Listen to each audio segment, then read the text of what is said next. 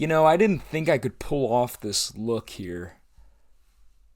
Maybe Weird Al's onto something. I got to go see this movie in an actual theater last Tuesday, and they gave us these custom Hawaiians and wigs. And I've got to say, this is not the last video I wear this Hawaiian in. The wig, I don't really know, but I'm going to keep it in the wings just in case. Weird, the Yankovich Story is the newest biopic about Weird Al. I say biopic like that because there are nuggets of truth here, but this is not a biopic. The best way I know how to describe this movie is that it's the Weird Al of biopics, if that tells you anything. There's absolutely no way you can predict where this movie goes, and if you can, how?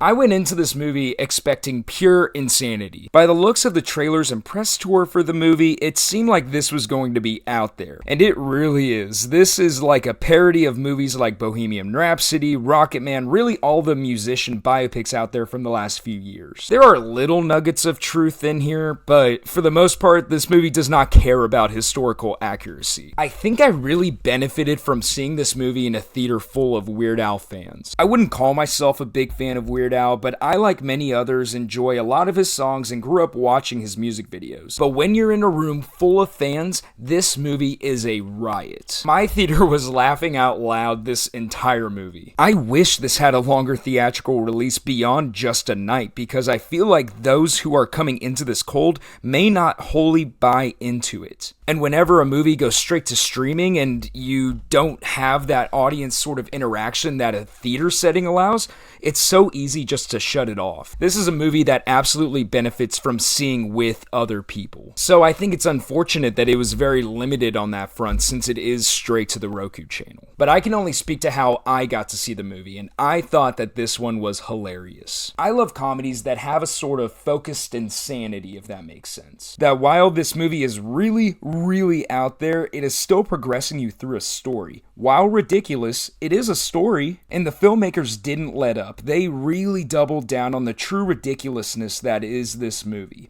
which I guess I can thank the Roku channel for, because they apparently let the filmmakers do whatever they wanted. This is the network's first piece of original content, and it seems like they just said, "You're Weird Al, go nuts. We don't care what you do." Daniel Radcliffe gives one of his most memorable performances here. I think what I loved the most about his portrayal of Weird Al is that he plays it completely straight. It's like he didn't get the memo that he was in a comedy and played it like this was Shakespeare. He was fantastic, and while I would like to see him in more mainstream stuff, I love the little career that he's been able to generate for himself since Harry Potter. Popping in little indie movies, giving in great performance after great performance, and I am so glad that he's getting some attention for this role. And I think this may be the best he's been since Harry Potter ended. Stellar performance from him, and I gotta highlight Evan Rachel Wood as Madonna.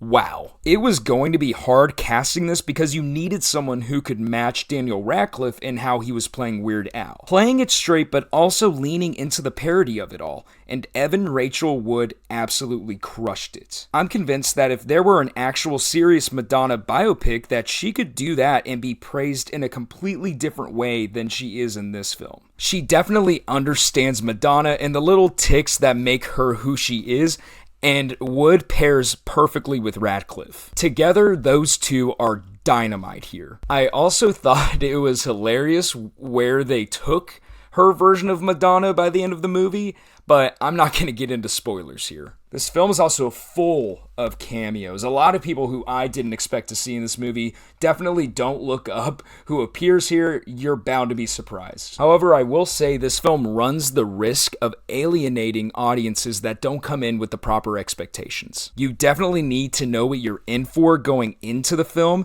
This thing is a Weird Al fever dream, and like I said before, it's unfortunate that it isn't a theatrical experience and it's on the Roku channel, because I feel like a lot of people are just going to shut it off a good way through. I've already talked to a couple people, including my mother, who said that they shut it off halfway through because it was just ridiculous. And you have to know that going in. And certain movies like this, I think, really benefit whenever there's just a crowd of strangers laughing their heads off to this, because you get to enjoy it as a community.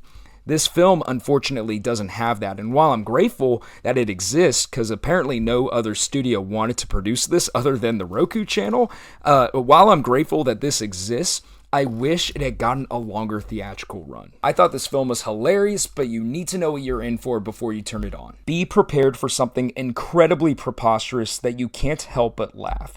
It's hard to make a movie like this that's really out there, but also make it work. I think this was the perfect Weird Al biopic because it embodied what he's all about. Taking something people love, flipping it on its head, making it his own, and making you love it in an entirely different way. I'm going to give Weird, the Al Yankovich Story, a 7. One of my favorite comedies of the year so far. You need to know what you're getting into going into it. I would imagine that Daniel Radcliffe gets nominated for Best Actor in a Musical or Comedy at this year's Golden Globes, seeing this movie as a big-time comedy as well as musical, and he's absolutely fantastic in it. This movie is currently free on the Roku Channel app. You don't even need a Roku in order to stream it, so I encourage that you give it a try if it at all interests you. The most that you have to lose is maybe some of your time if you don't end up liking it. But thank you so much for watching the video up to this point. Don't forget to subscribe if you enjoyed this and you want more, and I'll see you next time.